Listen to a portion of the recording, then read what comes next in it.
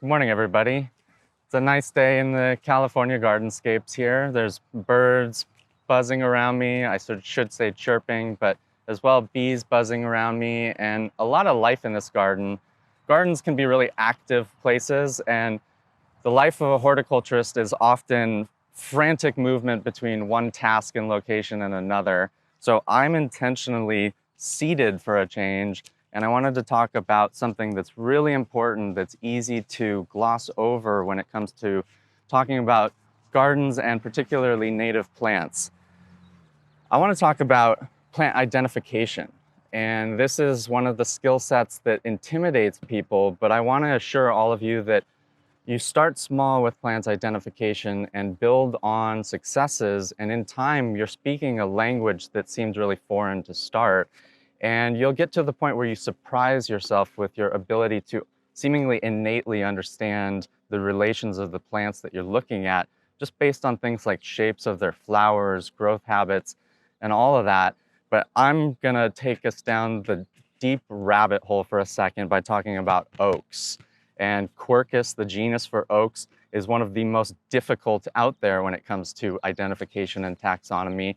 And for some reason, that makes it particularly alluring for me. I find that if it's too easy, it's not that interesting. And so we're getting into this world of rare oak conservation that takes a really fastidious approach to the taxonomy and the homework, so to speak. So what I have here is an herbarium voucher for a rare oak species called Quercus cedrosensis. And I've chosen this one for a particular reason that I'll get into in a second, but just background on what this is. This is a technique used to catalog plant species and different identification for many centuries at this point. And there are herbarium sheets that are still present in places like museums and so on that actually physically exist for species that no longer exist anywhere else in the world. So this is a biological catalog that has a legacy going back way past any existing and living botanical efforts. I'm really talking about centuries here. So even in an age with all of our technology, all of our digital stuff, we are still working with pressed, preserved plants on paper for some really specific purposes. One of them being that this thing is actually genetic material. And our herbarium voucher here is the only one that I know of that has a mature-sized acorn from this species on it. So in a sense, even though this is not currently moving as a living thing, this represents some very rare and potentially valuable genetic material right here.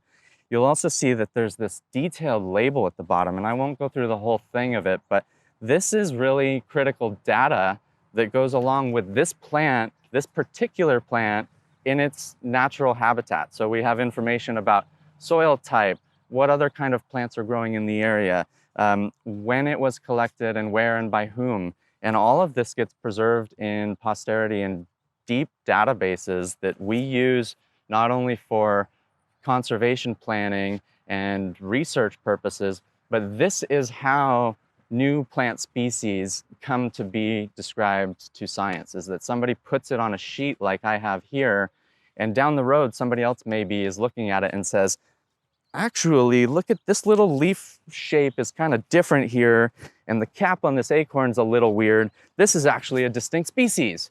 You never know. And that's part of why preservation and all of the data associated with this stuff is so important.